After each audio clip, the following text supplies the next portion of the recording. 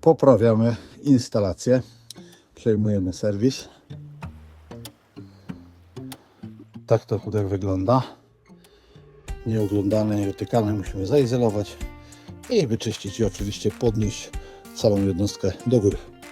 Tak to wygląda po naszej akcji.